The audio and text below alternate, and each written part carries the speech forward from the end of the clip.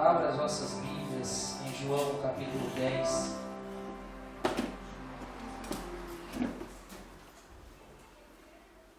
O Evangelho de João capítulo 10. Os que forem encontrando, se coloquem de pé. Glórias a Deus.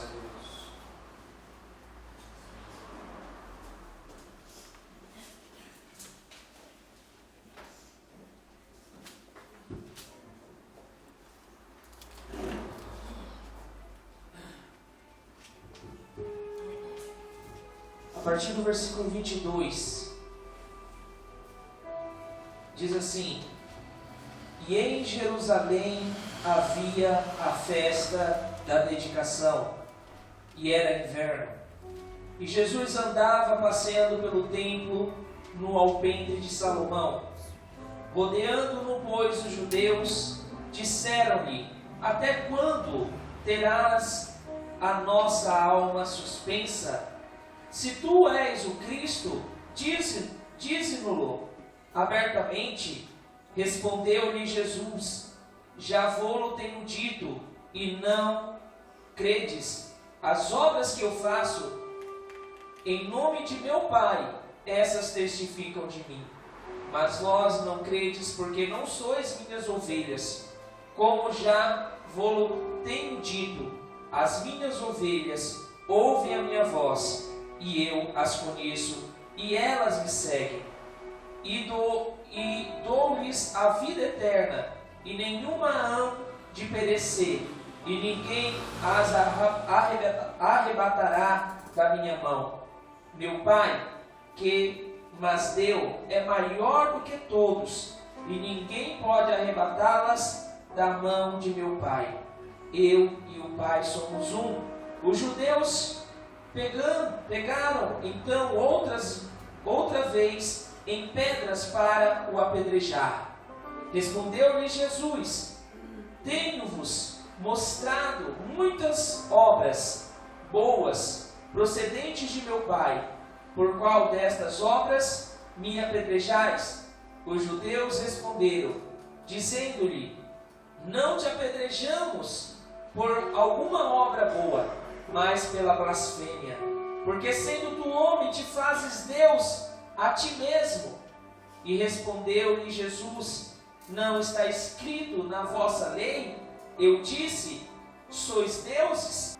Pois se a lei chamou deuses aqueles a quem a palavra de Deus foi dirigida, e a Escritura não pode ser anulada. Aquele a quem o Pai santificou e enviou ao mundo, vós dizeis blasfemas, porque disse: Eu sou filho de Deus? Se não faço as obras de meu Pai, não me creais. Mas se as faço e não credes em mim, credes nas obras, para que conheçais e acrediteis que o Pai está em mim e eu nele. Procuraram, pois, prendê-lo outra vez, mas ele escapou-se de suas mãos e retirou-se outra vez para além do Jordão, para o lugar onde João tinha primeiramente batizado, e ali ficou. E muitos iam ter com ele e diziam: Na verdade, João não fez sinal algum, mas tudo quanto João disse, deste era verdade, e muitos ali creram nele. Feche seus olhos. Pai, aqui, Senhor, neste momento, lemos a Tua palavra. Tua palavra inerrante, Tua palavra poderosa, porque através da Tua palavra, Senhor, Tu criastes os céus e a terra e tudo o que existe, Senhor, na face do universo. Deus amado, a Tua palavra ela tem o poder de transformar, de restaurar, porque tudo vem de Ti, ó Pai amado. Tu és, Senhor, o Pai das luzes. Tu és, Senhor, o Yeshua Hamashia. Rabassariando Errai, Ashodecante Arabás. Toma nossas vidas em Tuas mãos, abre os nossos entendimentos. Edifica-nos, ó Pai, aqui esta noite. Fala conosco não o que queremos ouvir, mas o que necessitamos ouvir. Tira, Senhor, toda altivez, tira toda soberba, lança por terra, em nome de Jesus, e que nós viemos dar lugar, Senhor, ao Teu Santo Espírito. Por isso, Espírito Santo, fica à vontade entre nós, tenha total controle e domínio sobre nossa mente, sobre o nosso coração. Se há alguma barreira, Senhor, que ela venha ser lançada agora por terra, em nome de Jesus, e que nós possamos, ó Deus, ser renovados aqui esta noite. E aqueles que necessitam, Senhor, de uma transformação, de uma cura, de uma libertação, que venham alcançar para a honra e glória do Teu santo nome. Amém. Pode se sentar. Louvado seja o nome do Senhor. 168 anos antes de Cristo, houve uma batalha em Jerusalém, aonde esta batalha aconteceu pelo rei da Síria. Este rei que invadiu Jerusalém, levou cativo muitos, profanou o templo de Israel, profanou o templo de Jerusalém, profanou o templo de Deus, e fez um decreto que todos aqueles que adorassem ao Deus invisível seriam penalizados por morte. Mas naquela época existia um povo que não se prostrava diante das afrontas do inimigo, que não se prostrava diante das afrontas de Satanás, que permaneceu com suas cabeças erguidas, que permaneceu com suas cabeças levantadas, porque eles criam no Deus ao qual eles confiavam. Nós sabemos que no tempo de Malaquias ao Novo Testamento se passaram 400 anos. 400 anos que Deus não falava. 400 anos que Deus permaneceu mudo diante de tudo aquilo que estava acontecendo no meio do seu povo.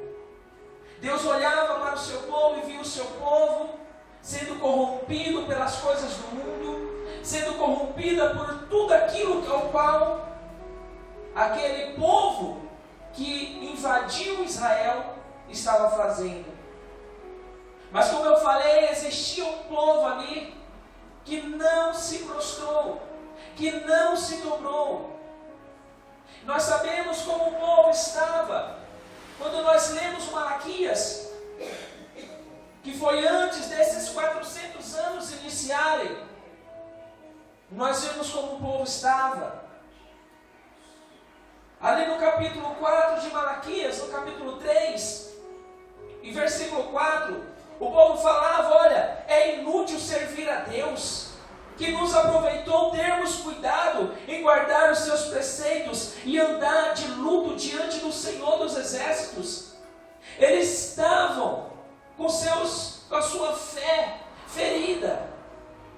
Estavam falando: olha, o que nos aproveita servir a Deus? E quantas pessoas, irmãos, têm esse pensamento hoje em dia? E dizem: o que me aproveita servir a este Deus? O que me aproveita estar na igreja, buscando a face deste Deus? Infelizmente, em nossos dias também acontece dessa forma.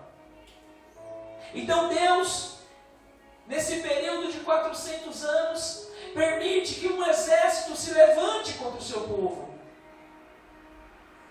Porque tem gente, irmãos, que só mantém a sua fé, que só mantém buscando a face do Senhor seu Deus, quando está passando pelo deserto, quando está passando por dificuldades, quando está passando por provações. Aí ele busca, aí ele adora, aí ele clama ao Senhor seu Deus. E Deus estava permitindo que isso acontecesse com o seu povo. Este rei, a saber, o rei da Síria, Antíoco IV Epifânio, começou a colocar ídolos dentro do templo de Deus. E aquele povo que sabia que aquilo era pecado, foi corrompido. Começou a adorar aqueles ídolos, começou a adorar aquelas imagens de esculturas. Para eles tanto fazia naquele período. Mas nós sabemos que Deus, Ele continua sendo Deus, independente do tempo, independente da sociedade, independente do pensamento do homem, Ele continua sendo Deus diante de nossas vidas. Aleluias. A palavra não fala sobre isso, mas esta é uma introdução para você entender como iniciou esta festa ao qual nós acabamos de ler. Festa da dedicação. Aquele povo que se levantou era liderado primeiramente por Matatias, que era um sacerdote da época, que ainda glorificava ao Senhor seu Deus. E naquele período, eles fugiram para o deserto para não serem mortos ali em Jerusalém. E a história diz que este sacerdote, junto com um número de pessoas, começam a buscar a face de Deus. E entre estes sacerdotes levanta um homem, a saber, o terceiro filho deste sacerdote Matatias, ao qual se chama Judas Macabeu. Macabeu não por ser o seu sobrenome, mas entre os sírios colocou esse sobrenome nele, porque Macabeu quer dizer martelo, porque aquele homem foi corajoso. Com um número mínimo, ele se levantou contra um exército de um país poderoso daquela época, para tirar e restaurar o templo de Israel, o templo do povo de Deus. Quando este homem se levanta e vai até Jerusalém, a história vai nos dizer que Deus dá na mão deste homem todo aquele exército. Um número pequeno de pessoas contra um exército poderoso. E nós vemos novamente a mão de Deus agindo. Porque não importa, irmão, o tamanho do teu adversário, não importa o tamanho da tua luta, não importa o tamanho da tua dificuldade, se Deus está contigo, Ele te dará a vitória. E nós vemos isso nesta história, que Deus estava com este homem, que Deus trouxe e deu este exército na mão deste homem, que confiou no Senhor seu Deus. E quantas pessoas, irmãos, não têm a mesma atitude hoje em dia? A primeira dificuldade que vem, que se levanta, ela já blasfema, ela já fala: Deus não existe, Deus não está mais comigo, Deus me esqueceu. E Deus não esquece de ninguém. Nós que muitas das vezes nos esquecemos dele. Deus é perfeito, nós é que somos imperfeitos, pois nós procuramos esse aperfeiçoamento quando nós buscamos a sua face, quando nós o adoramos, quando nós o glorificamos, quando nós estamos diante da sua face, quando nós reconhecemos os nossos erros, quando nós pedimos perdão pelos nossos pecados, quando nós reconhecemos que sem Deus nós não somos nada. É desta forma, igreja, que Deus nos mantém fortes. E por que festa da dedicação? Porque a dedicação de um só homem fez um número mínimo de pessoas ganhar um poderoso exército. Então nós vemos aqui no tempo de Jesus ainda comemorando esta festa. E nas Escrituras nós vemos muitas festas acontecendo, festas instituídas pelo próprio Senhor Deus. E nós vemos ali que o nosso Deus é um Deus festeiro. Porque a palavra de Deus diz que quando nós entrarmos na boda do Cordeiro, ali estará o Senhor Jesus. Depois de nós recebermos o galardão, lá nos céus haverá uma festa, haverá um banquete. A palavra do Senhor nos ensina isso. Mas ela também nos ensina que só entrará nessa boda do Cordeiro aqueles que permanecerem firmes até o fim. Porque enquanto a igreja estiver lá nos céus, reunida com Cristo, durante um período de 7 anos a terra estará passando por uma grande tribulação. E isso nos mantém, irmãos, com esperança, com fé, no Deus Todo-Poderoso, no Deus ao qual criou todas as coisas, que tem o domínio em suas mãos. Então Jesus está na festa. E como nós lemos aqui, os judeus logo fazem aquela reuniãozinha ali, procurando um motivo para apedrejar, procurando um motivo para prender, para matar, para tirar a vida de Jesus Cristo por conta da sua inveja. Mas a palavra do Senhor diz, ali em Romanos 9, versículo 6, que nem todos os de Israel são israelitas. Aqui nós vemos, irmãos, Paulo falando no literal, mas nós puxando isso para o espiritual, aponta para a igreja. Porque nem todos aqueles que se dizem igreja são verdadeiramente igreja. A palavra do Senhor nos ensina ali na parábola das 10 virgens, onde Jesus fala que apenas a metade daquelas virgens eram prudentes. Apenas a metade daquelas virgens subiram com seu noivo.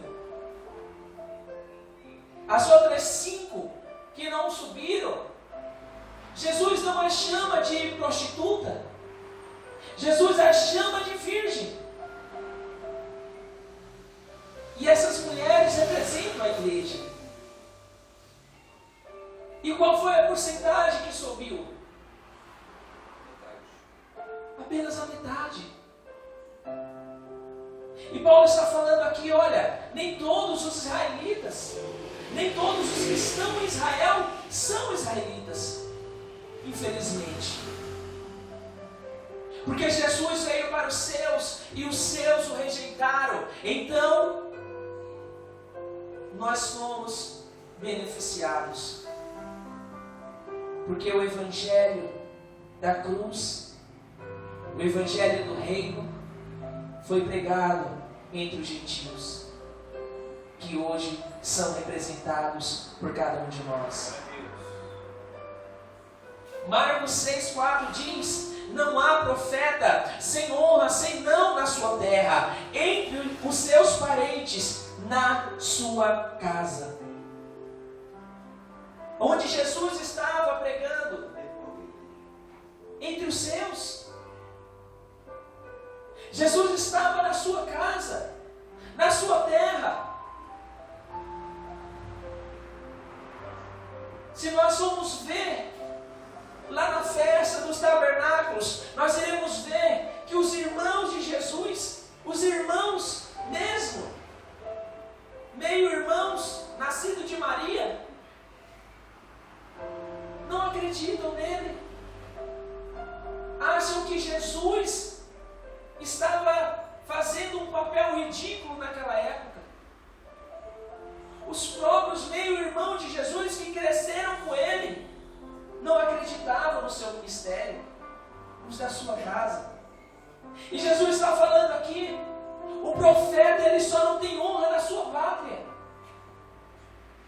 E era o que estava acontecendo. Jesus era judeu. E qual era o povo que estava querendo matar ele? O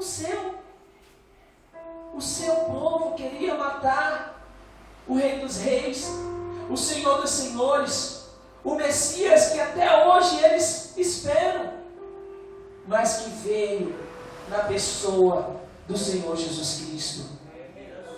Aleluias! Hoje nós sabemos disso, igreja. Todos aqueles que um dia se levantaram contra Deus,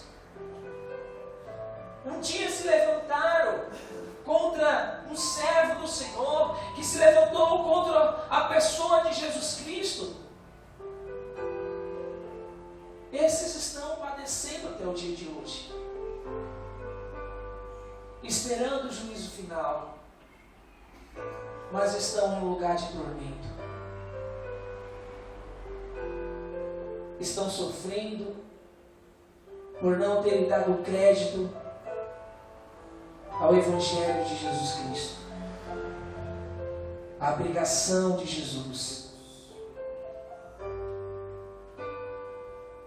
O seu povo falava palavras que ofendiam Jesus, porque Jesus veio em carne, Ele encarnou, assim como cada um de nós. Ele tinha as mesmas paixões de nós, Ele tinha as mesmas dores do que nós, Ele tinha os mesmos sentimentos que nós.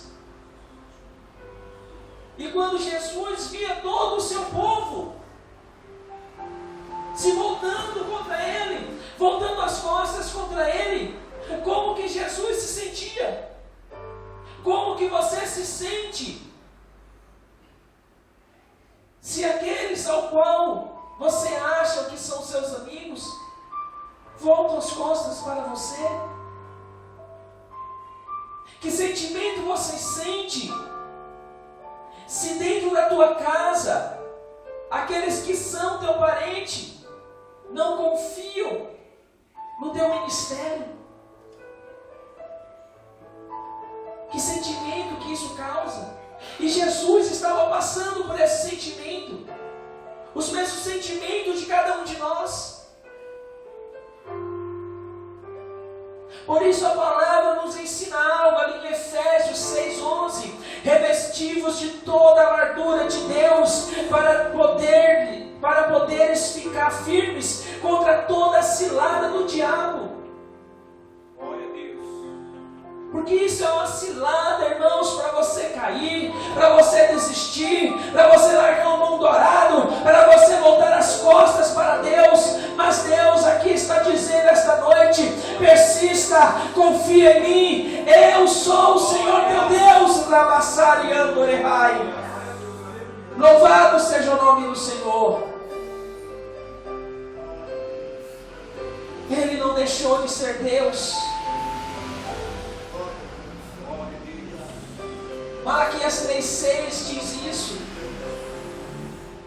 eu, Senhor, não mudo. Ele não muda, Ele continua sendo o mesmo. Aquilo que Ele prometeu, aquilo que Ele iniciou, Ele é fiel para cumprir na tua vida. Aleluias! Ainda que muitos ao seu redor dizem não, persista. Persista. Jesus não desistiu por você. Jesus sabia que estava próximo. A sua hora estava chegando. E aquilo angustiava muito Jesus.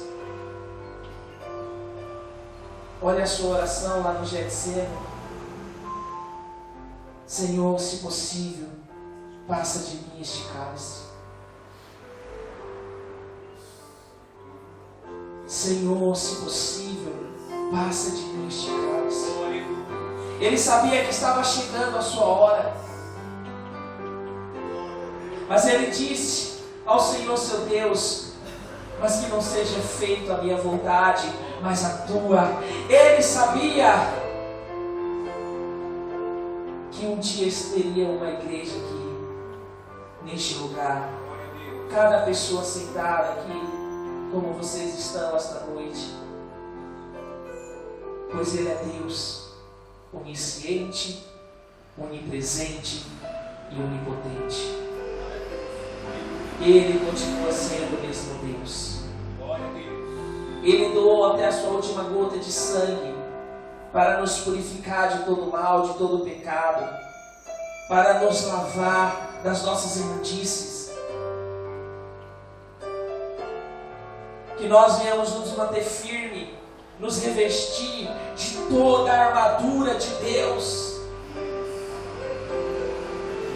Porque a nossa luta não é contra a carne, não é contra o sangue, mas é contra hostes, potestades, principados, em um mundo ao qual os nossos olhos físicos não veem, mas está sendo travada uma grande batalha em teu favor. E se você persistir buscando a face deste Deus, creia que a vitória é certa.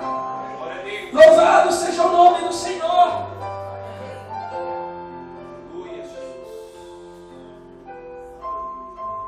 Eles estavam perguntando o que para Jesus? Se você é o Cristo, dize-nos. Se você é o Messias que nós estamos te esperando, fala para nós. Mas Jesus, conhecendo o coração deles, sabendo a intenção, porque se Jesus falasse, olha, sim, eu sou o Messias, ele poderia ser condenado naquele exato momento. Mas a resposta de Jesus é: as obras que eu faço em nome do meu Pai, essas testificam de mim. Mas vós não credes porque não sois as minhas ovelhas. Como já vos tenho dito, as minhas ovelhas ouvem a minha palavra, e eu as conheço, e elas me seguem. Este é o rebanho de Jesus Cristo, o nosso bom pastor. Este é o rebanho que vai subir para o céu no momento que ninguém sabe, mas nós sabemos que nós nos encontraremos lá nas nuvens com Ele.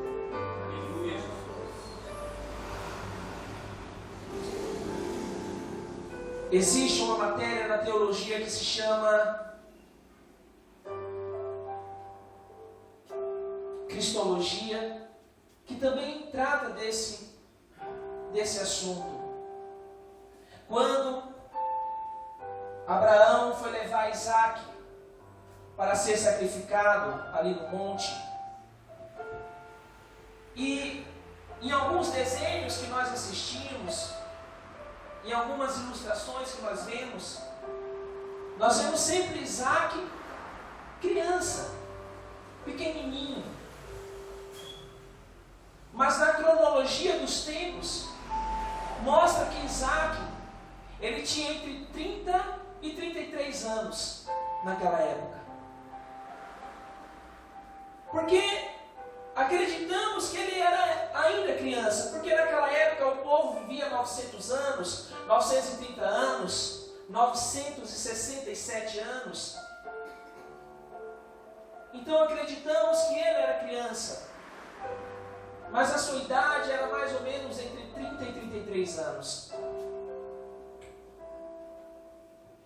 Quando Abraão fala para o seu servo fiel, quando ele já está maduro, depois de passar por toda aquela aflição, a saber, Eliezer, ele vai até uma outra terra buscar uma esposa para Isaac. Preste atenção. E Eliezer vai lá. Quando ele acha a esposa, que foi Rebeca, Eliezer, ele não fala, olha, vamos, porque tem alguém que quer casar com você. Ele não exige. a Rebeca para vir se casar com Isaac. Quando Eleazar chega lá, ele pergunta para a Rebeca: você quer? Você quer se casar com Isaac? Você quer se casar com o filho do meu Senhor? E ela diz: sim, eu quero. Quando Eleazar está vindo com a noiva de Isaac, Isaac está na porta, esperando a sua noiva. Quando ele avista Eleazar com Rebeca, ele sai ao encontro da sua noiva. E se encontra com sua noiva. E a partir daquele momento eles se casam e vivem até o final da sua vida juntos. Sabe o que isso quer dizer, igreja? Isaac, Abraão representa o Pai, Deus. Isaac representa o Filho, Jesus Cristo. Rebeca representa a igreja. E Eleazar representa o Espírito Santo. O Espírito Santo pergunta: você quer se casar com Jesus Cristo?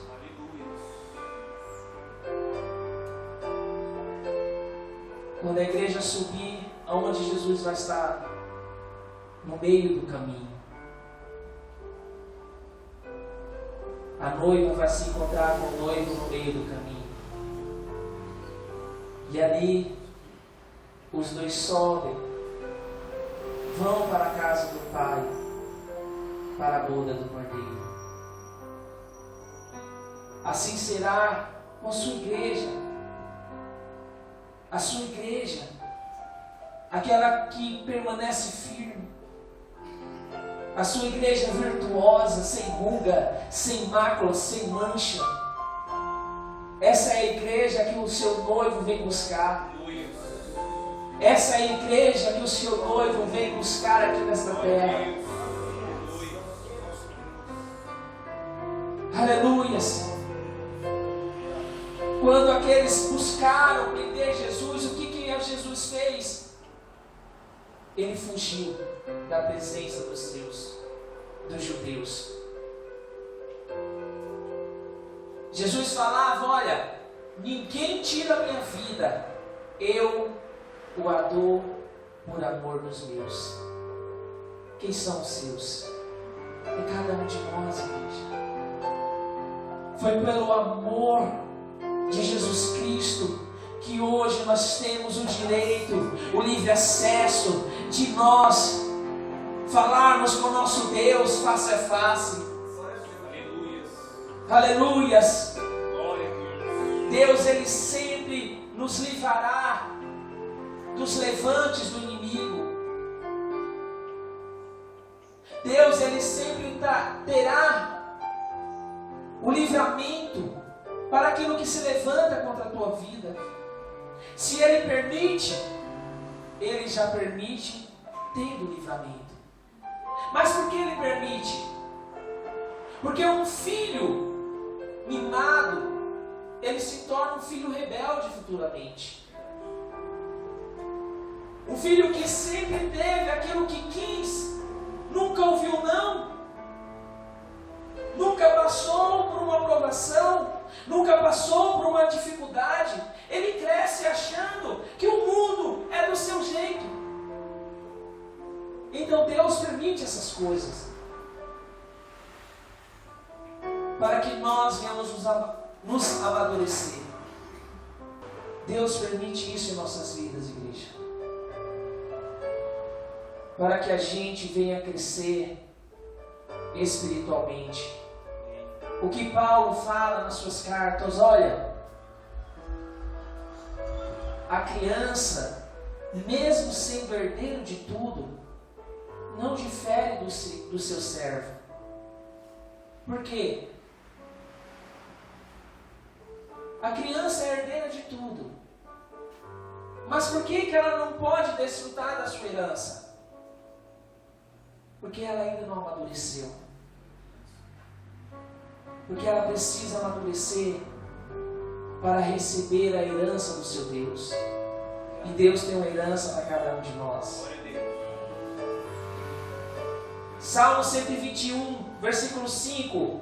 O Senhor é quem te guarda, o Senhor é a tua sombra à tua direita. De dia não te molestará o sol, nem a noite, nem de noite a lua. O Senhor te guardará de todo mal, guardará a tua alma. O Senhor guardará a tua saída e a tua entrada, desde agora e para sempre.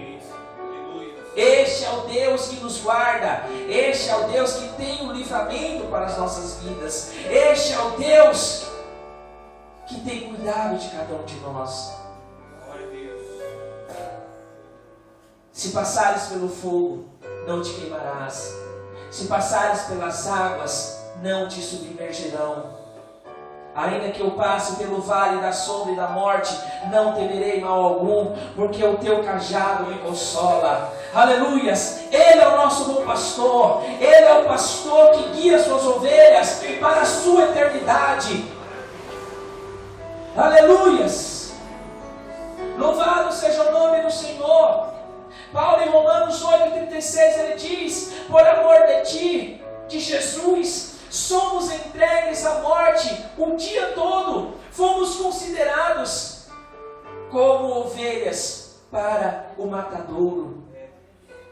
Quando que somos entregues à morte? Todos os dias. Todos os dias somos entregues à morte. Quantas vezes por ano Deus nos livra da morte? Todos os dias. Mas olha o que Paulo fala em seguida: em todas as coisas, porém, somos mais do que vencedores por meio daquele que nos amou. Por todas as coisas. Por qual coisa? Todos os dias somos entregues à morte. Mas por amor de Deus, somos mais do que vencedores. Mas um dia vencemos a morte. Por isso Paulo fala: onde está, ó morte, o teu aguilhão? Aleluias! Nada pode nos separar do amor de Deus, nem a altura, nem a profundidade. Nada pode nos separar do amor deste Deus Todo-Poderoso. Aleluias! Ele continua nos amando. Independente do teu pecado, Ele continua te amando. Independente do teu erro, Ele continua te amando. Independente da tua transgressão, Ele continua te amando. Louvado seja o nome do Senhor. Aleluias!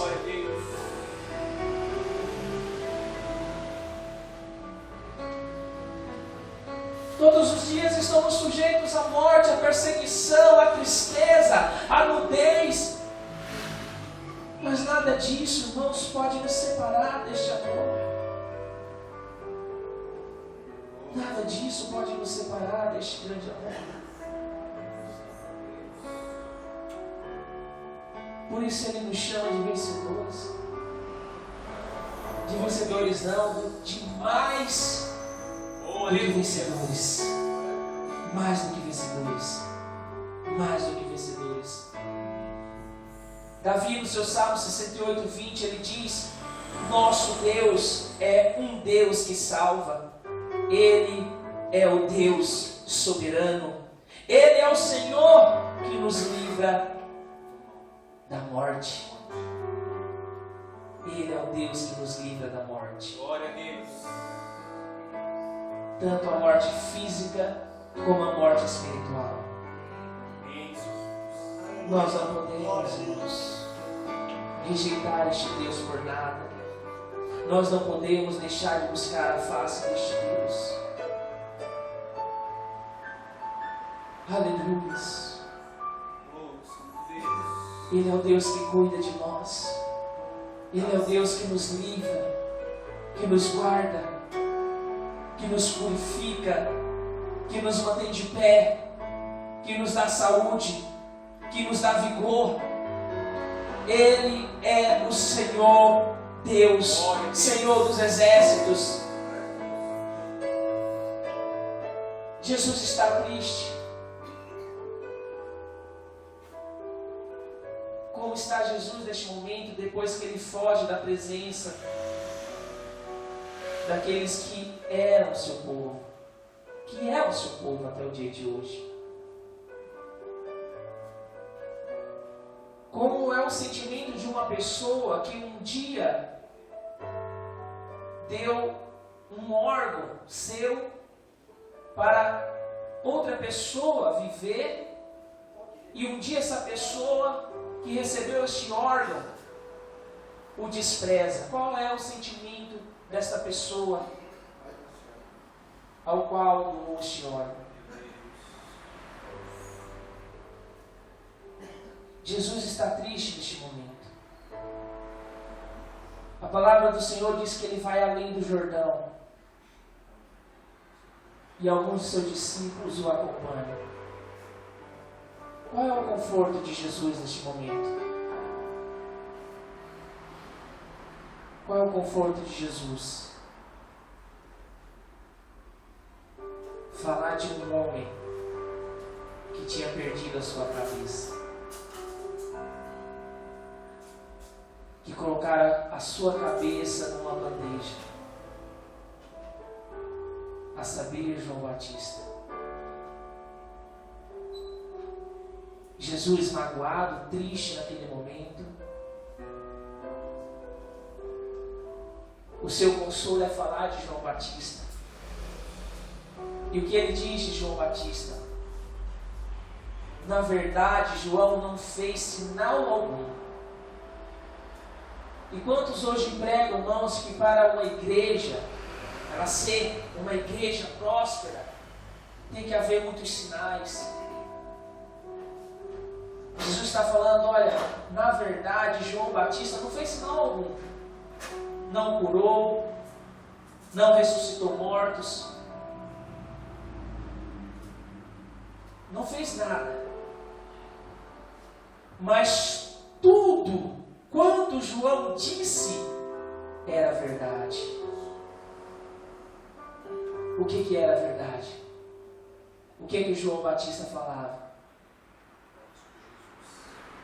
Arrependei-vos, porque é chegado o reino dos céus. Aleluia.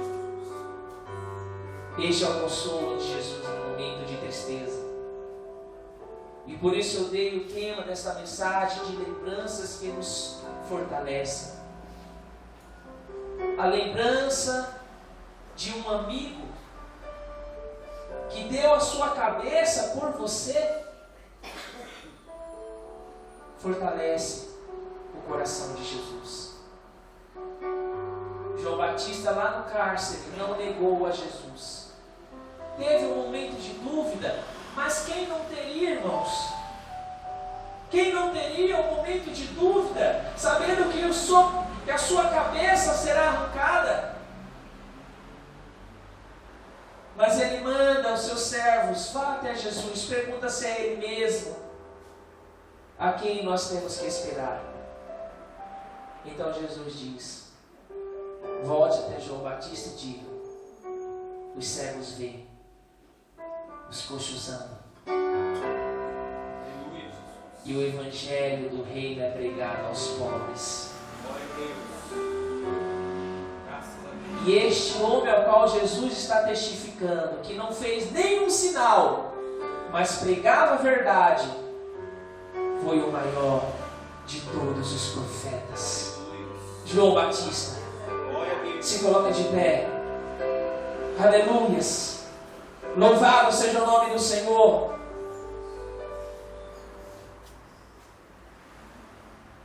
Glórias a Deus. Não existe outro Deus além do Senhor, Criador dos céus e da terra. Não existe outro. Jesus, Ele continua sendo o mesmo. Você aguarda verdadeiramente Jesus Cristo?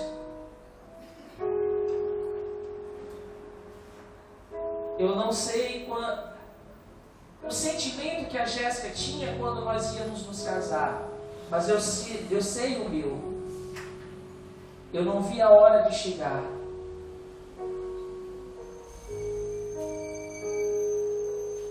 Assim tem que ser o sentimento da igreja para com o seu noivo. Você tem esperado verdadeiramente? A Bíblia nos ensina que será iminente, será de repente, será como no piscar de olhos, será como um relâmpago, será como o ladrão que vem à noite para roubar a sua casa. Alguém sabe quando o ladrão virá roubar a sua casa? Nós não sabemos o dia nem a hora, mas eu espero, porque eu creio neste Deus ao qual sirvo. O teu noivo, viu, irmãs? O teu noivo, um dia, por muitos poderiam ser dito como feios, mas para você, ele é lindo.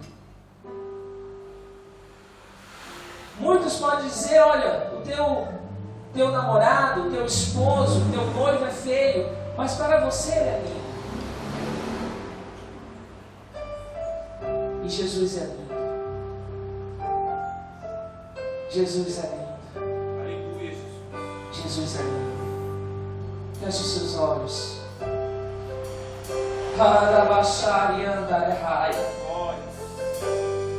Te adoramos, Senhor Jesus. Te adoramos, ó Pai. Te bendizemos, te glorificamos. Adore o nome dEle. Este é o momento. Este é o momento de adorar o seu nome. Este é o momento de glorificar o seu nome. Este é o momento de bendizer o seu nome. Sandorecante Arabás.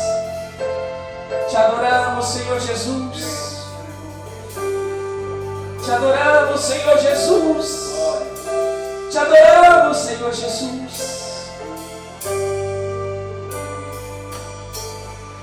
Lindo Jesus, Rei do meu coração, como eu amo os teus caminhos. Oh, oh, oh. Lindo Jesus, estrela da manhã, eu cantarei a ti. O que posso te dar por tudo que tu és? Você me libertou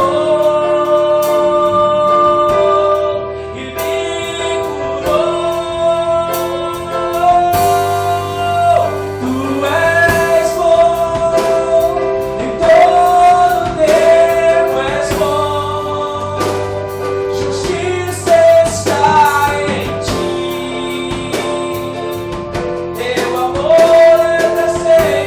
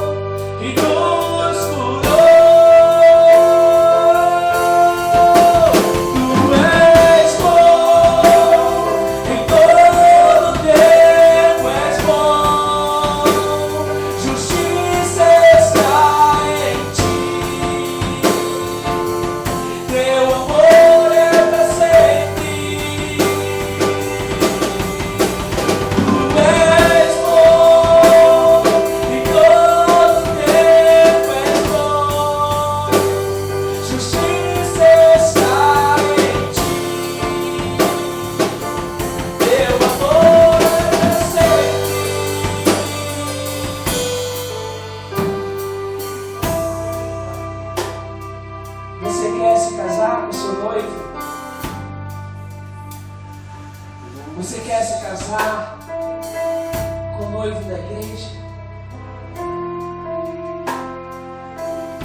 Tem alguém aqui esta noite que quer tomar esta decisão, que quer aceitar, e assim como Rebeca disse, sim, eu quero.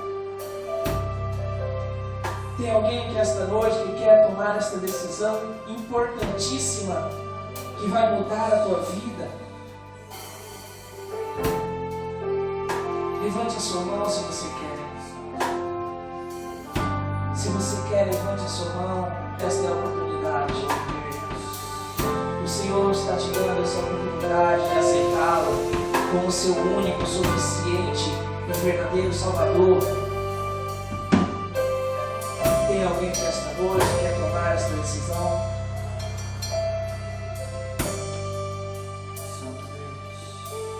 Não deixe que nada te impeça de tomar esta decisão.